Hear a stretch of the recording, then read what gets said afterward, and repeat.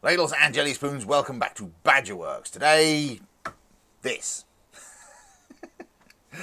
This is a paintbrush. In this case, a paintbrush from the Early Learning Centre, who are no more. Now, why am I showing you this? It's because what we're going to do today is try and clean this and some other brushes because they're in a terrible state. So, let's get on with it. Right, okay, so what's brought this on is a discussion I was looking at online recently, and people were talking about various ways of cleaning brushes. And there's one thing that kept popping up was there's a particular brand of, it's like a brush soap, and apparently it's very good. I can't for the life of me remember the name of it. But I looked into it, this was a little while ago, and with so many modelling products, it's really expensive. But the thing that I found interesting was there were people who were talking about getting similar results using shampoo, of all things. So the other day I was in the pound shop and it occurred to me, so I bought this. This is a 2-in-1 shampoo and conditioner, Cussons Pure apparently, and it's apple and pear. Not that that really matters, but basically what people are saying is you can use like a cheap shampoo and conditioner to clean your brushes. So I thought we'd give it a go. So I've got a load of brushes here that are in desperate need of cleaning. These are ones that I generally use for dry brushing large areas. And I don't know, let me bring the camera in and show you what I'm talking about.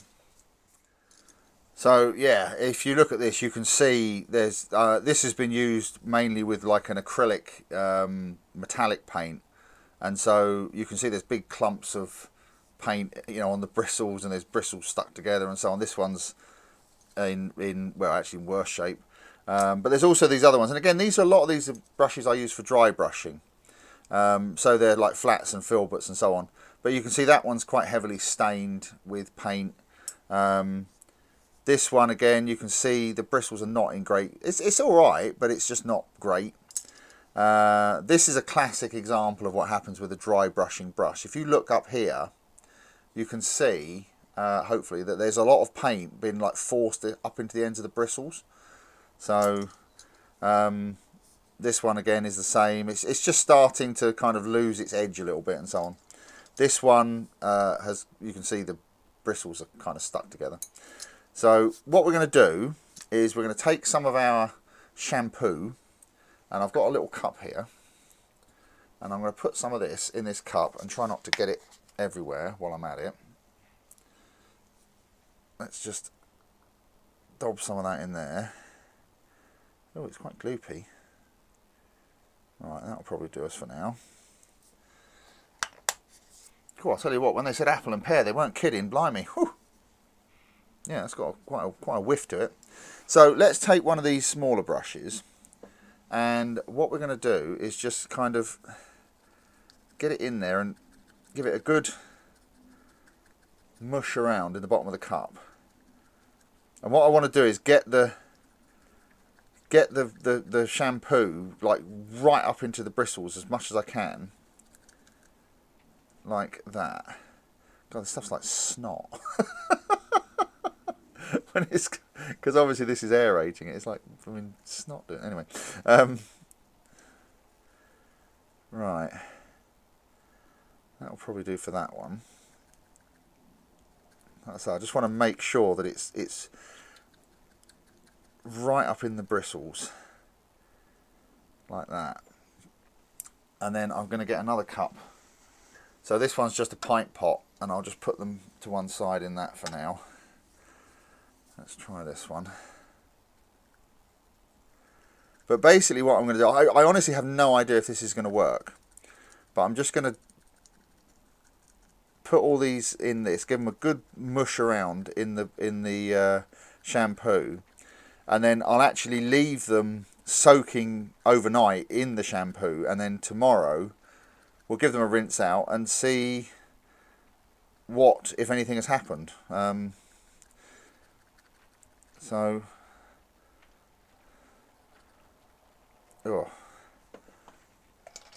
I think these big ones are going to be the fun. This is what's going to be interesting. But I've got quite a few brushes I'm going to try, because if this works, it should be quite useful.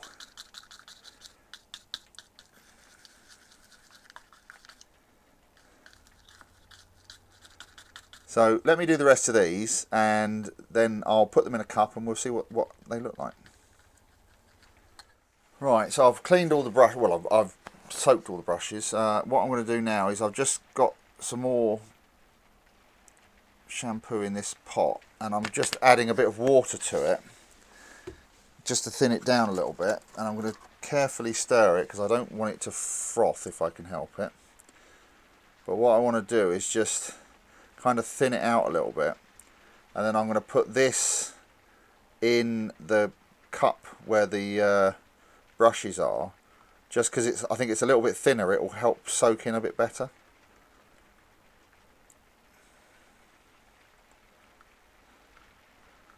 It's quite kind of slimy, this stuff. It's weird, but still. It smells like an orchard in here. The apples and the pears. Anyway, right. Okay, that'll probably do. Just like I said, I just want to thin it down a little bit. And now I'll just pour this in here like that. And then, like I say, we'll leave that overnight and see what happens tomorrow.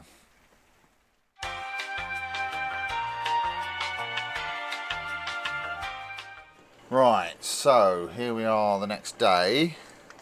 I apologise if there's any noise in the background. The first time this year I've actually put the heating on. But right, let's see what's happened here, if anything. I've just got a polystyrene plate here, and I'm just going to have a look and see. I don't know if that's actually done anything or not.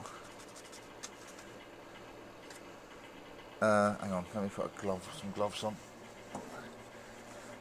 I don't mind getting soap on my fingers, but I don't want them smelling of apples. Right.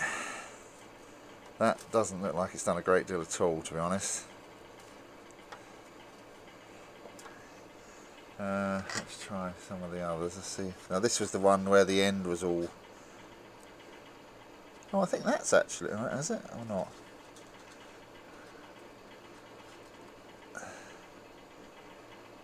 Let me get a bit of tissue.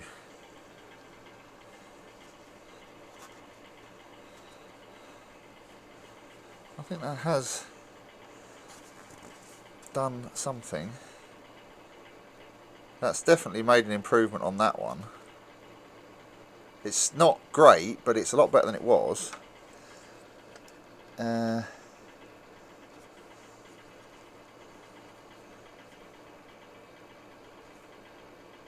That looks a lot better. I'll be very surprised if it's done anything with this one, because this had putty on it, like model filler. So yeah, that hasn't. But then I don't think anything would save that brush, quite frankly.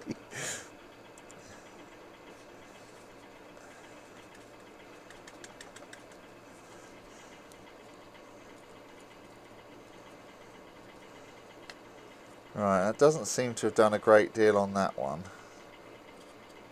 There's still a lot of paint in the brush, in the bristles. Yeah, I don't think this has really worked very well. Yeah, see that one's... No, that's completely useless still.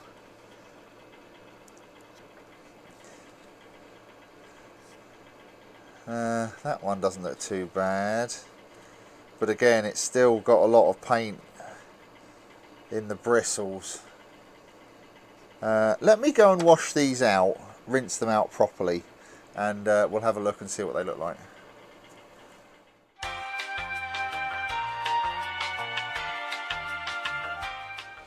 Right, yeah, it's not great. It has made a difference.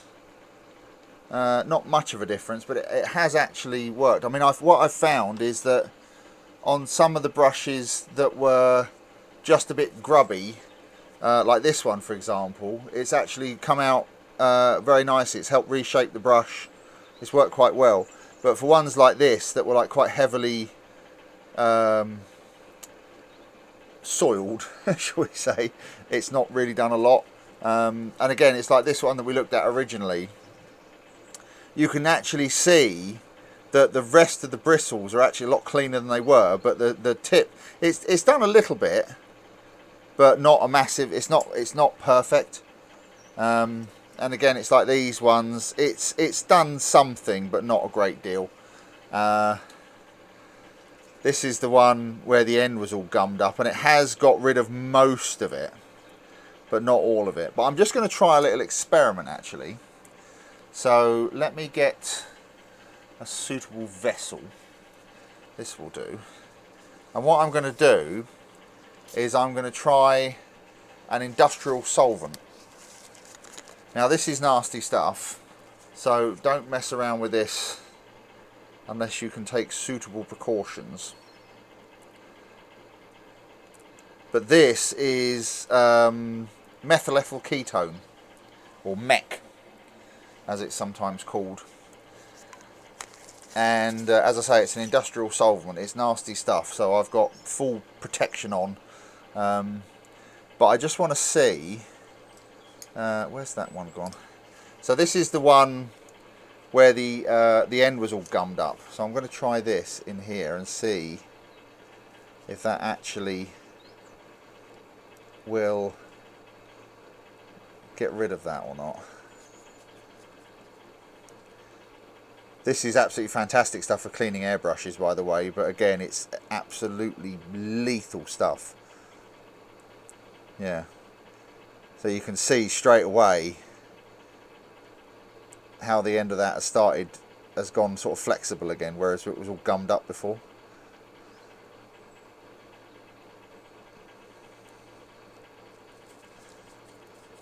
Probably would help to soak it in it for a little while.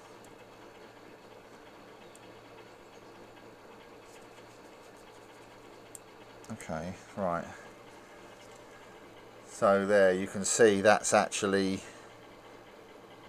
got rid of that almost completely. Let's try this one again, because actually let's try this one, because as you can see there's still quite a lot of staining on this one. Let's see if this works, what this does. Oh yeah, I don't know if you can you see the I don't know if you can see it at all, but you can see the green paint or the green colour coming out of it, out of the brush. I don't know, can you see that? Hopefully the camera's picking that up.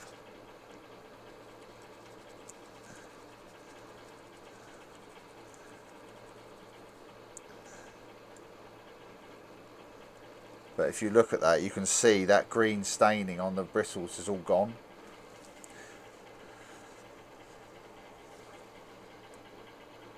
Yeah, that's a lot better.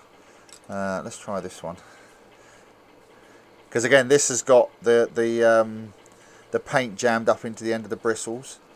So let's see what it does on here. You can see the colour of that of the solvent changing as the paint dissolves into it.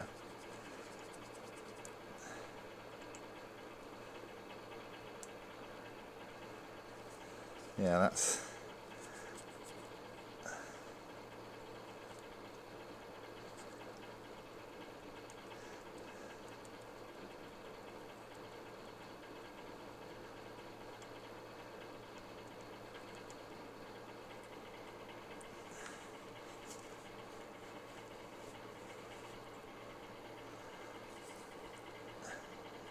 yeah, it's got a lot of it out.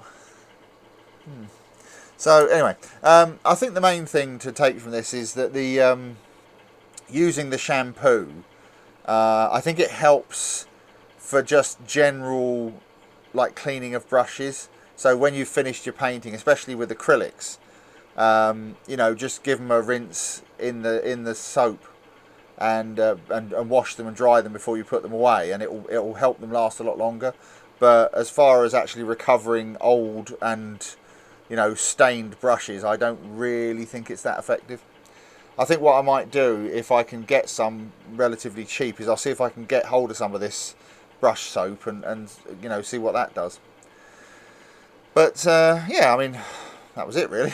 I hope this has been of interest to some of you. It was just a little experiment, which has kind of succeeded and kind of not. So yeah, you can draw your own conclusions. Anyway, so yeah, I hope this was of interest to some of you. Thanks very much for watching, and I'll see you on the next one. Cheers. Bye.